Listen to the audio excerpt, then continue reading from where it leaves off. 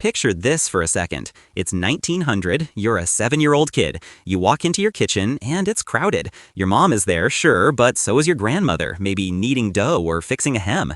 Your grandfather is on the porch, whittling something or fixing a tool, ready to tell you a story about the old country or the Civil War. You are surrounded. Now, cut to today. You're 7 years old. You live in a quiet subdivision. You see your grandparents maybe once a month, a quick FaceTime call on Sunday.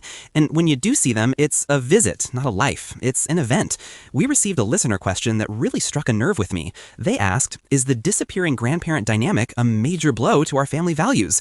Rachel, are we living in a world where the village has officially burned down? It's such a visceral question, isn't it? It taps into this deep collective anxiety that we are raising children in isolation. But Jake, I'm going to start with a plot twist that might upset your entire premise. Oh, please do. I love being wrong in the first minute. The village hasn't burned down. In fact, statistically speaking, it's arguably being rebuilt faster than at any time in the last century.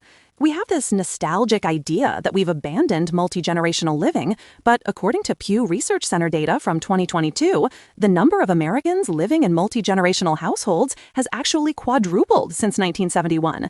It hit 18% of the U.S. population in 2021. Wait, 18%? That sounds high, because the listener's experience, and frankly mine, feels very different. It feels like everyone moves away for jobs, and grandparents are these distant figures you see at Thanksgiving. And that is exactly the tension we need to explore. We have a massive class and cultural divide happening right now. For a large chunk of the population, often driven by economic necessity, housing costs, or cultural norms in immigrant communities, grandparents are more involved than ever. But for the mobile, professional middle class, the demographic that often dominates the parenting discourse, the separation is profound. The listener isn't imagining it. They are just experiencing one specific, very lonely side of a bifurcated reality. So we have two realities running in parallel, the full house reality and the lonely nuclear family reality. Let's dig into the history first. How did we get to this point where we assume the norm is being alone? We have to blame the mid-20th century. We often look at the 1950s as the traditional era, but sociologically, it was a weird anomaly. Before World War II, multi-generational living was the standard, primarily because of the agrarian economy. You needed hands on the farm. Grandparents weren't just visitors, they were senior management in the family business. Right. If Grandpa lives in the guest room, he can feed the chickens. If he lives in Florida, he can't. Exactly. But then you get the post-war economic boom. You get the GI Bill, the rise of the suburbs, and the invention of Social Security. Suddenly, older adults had financial independence. They didn't have to live with their kids to survive. And their kids moved to the suburbs to chase the corporate dream. By 1980, multi-generational living hit its all-time historic low of just 12%. So the 1980s, the era many of us grew up in, was actually the peak of isolation? That explains why we think grandparents are missing is the new normal. We're comparing today to an artificial dip. Precisely. But let's look at the function. Even if they aren't living in the house, the role has shifted. The listener mentioned teaching values, right from wrong. When you look at developmental psychology, grandparents serve a function that parents simply cannot. There's a fascinating concept called the buffer effect. The buffer effect. Break that down. Think of the parent-child relationship. It's high stakes. It's full of discipline, expectations, the stress of the daily grind. Put your shoes on, do your homework, eat your broccoli. It is transactional and authoritative. The grandparent relationship, ideally, is what psychologists call evaluatively distinct. It's non-judgmental acceptance. It's the spoiling dynamic, but deeper? Much deeper. It's not just candy and extra screen time. It's an emotional safety net. When a child is in conflict with their parents, the grandparent becomes the neutral territory. They provide a sense of continuity and identity that isn't tied to performance. A study published in the Journal of Family Psychology actually found that close grandparent-grandchild relationships were significantly linked to fewer emotional and behavioral problems in children, specifically because of this buffering against stress. So when that listener says we're missing an important dynamic, they're right.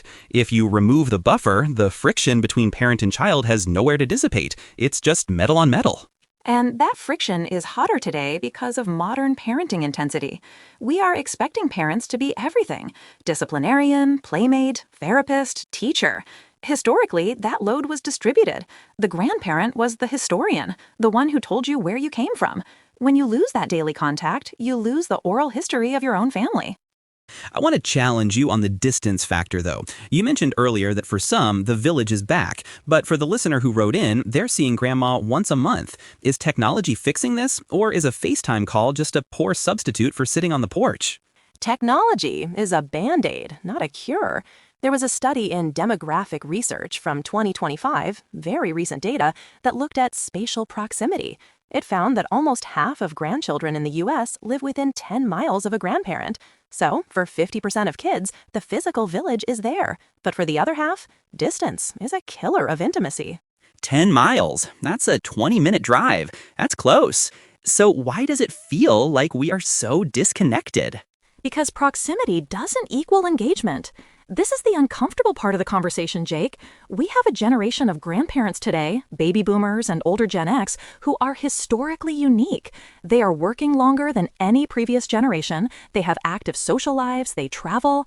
The cultural script for retirement changed from sitting in a rocking chair holding a baby to playing pickleball in Arizona. Right, the independent senior. So even if they are 10 miles away, they might not be available to babysit every Tuesday because they have a life. And honestly, they earned it, right?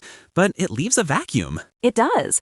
And that vacuum creates resentment. You hear this in parenting forums all the time. My parents aren't helping the way I thought they would. But we have to look at the other side of the coin, which is the darker reason why grandparent involvement has spiked in those other statistics I mentioned. A darker reason?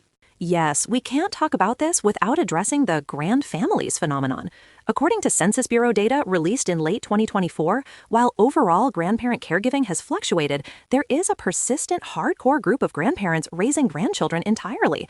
This is driven largely by the opioid crisis, incarceration rates, and economic instability. For these families, the grandparent dynamic isn't missing, it's overwhelmed. That's a sobering check. So you have one group mourning the loss of a visit and another group who has stepped in to be the primary parent because the middle generation has collapsed. Exactly. It's a tragedy of extremes. In one scenario, the transmission of values is interrupted by distance and busyness.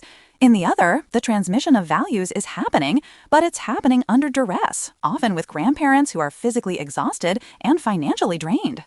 Let's loop back to the values part of the listener's question. They asked if this missing dynamic affects family values.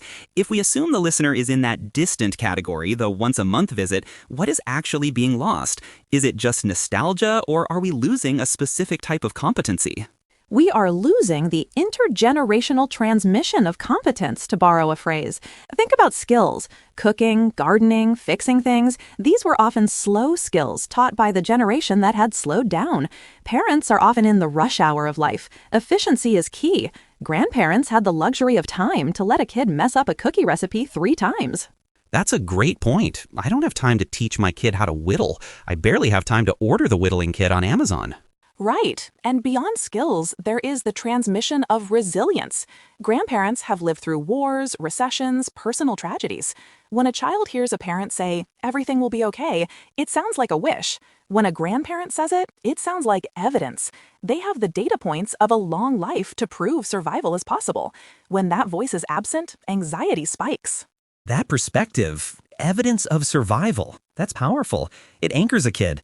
But I want to play devil's advocate here, Rachel, because sometimes that transmission of values is exactly what modern parents are trying to avoid.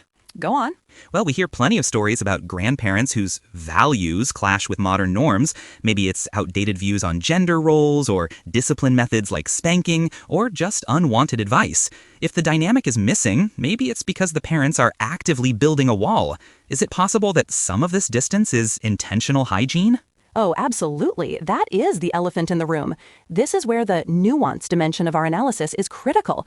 We are seeing a clash of parenting philosophies. The gentle parenting or conscious parenting movement often views traditional authoritarian methods, which many boomers used, as harmful. So you have parents acting as gatekeepers. Gatekeeping the grandparents. Yes, a study in the Journal of Marriage and Family discussed this gatekeeping role. If the mother, typically, feels the grandparent is undermining her authority or introducing values she deems toxic, she restricts access. So the missing dynamic isn't always logistical. Sometimes it's ideological. The listener laments the loss of values, but for many parents, the interruption of those old values is the goal. So we're in a transition period. We've discarded the old model of grandpa is the patriarch and what he says goes, but we haven't quite figured out the new model where they fit in without overstepping. We are rewriting the contract, and honestly, it's confusing for everyone. The grandparents are confused because they think, I raised you and you turned out fine. Why can't I give your kid a cookie? And the parents are saying, because sugar is a neurotoxin and we don't do that anymore. It sounds trivial, but it represents a fundamental break in the chain of authority. It seems like we've identified 3 distinct buckets here. 1, the rebuilt village, where grandparents are heavily involved, sometimes out of necessity. 2, the gate-kept family, where values clash and distance is created. And 3, the drifting apart family, where jobs and pickleball simply get in the way. And the listener is likely in bucket 3, looking wistfully at bucket 1. But here is the hopeful part, Jake. We are seeing a counter-trend. Remember how I said multi-generational living is rising? It's not just poverty driving it. There is a growing intentional movement among younger families, millennials and Gen Z, who are buying homes with in-law suites specifically to bring the grandparents back in. Is that real, or is that just an HGTV trend? It's real. The National Association of Realtors has tracked a rise in multi-generational home buying. People are realizing that the nuclear family experiment, 2 parents, 2 kids behind a fence, is exhausting and economically fragile. They want the help. They want the connection, but they want it on new terms. Boundaries, mutual respect, but shared space. So the dynamic isn't dead, it's just being renegotiated. It's evolving. And for the listener who is feeling that loss, the solution isn't necessarily to move back to the family farm. It's about intentionality. If you can't have proximity, you need ritual. In the absence of living together, you have to manufacture the village. Give me an example of manufacturing the village, because Zoom fatigue is real. It's about moving from interviewing to doing. Most grandparent calls are, how was school? Good. What did you eat? Pizza. Boring. Instead, you set up a camera and the grandparent reads a book while the child follows along. Or they build a Lego set together over video. Or, and this is for the older kids, interviewing the grandparent for a project. You have to replace passive checking in with active collaboration. That shifts the dynamic from polite guest back to participant. I like that. But Rachel, I want to zoom out one last time before we wrap. What happens if we don't fix this? If the trend for the professional class continues toward isolation, what is the long-term cultural cost? The cost is age segregation. We are already one of the most age-segregated societies in history.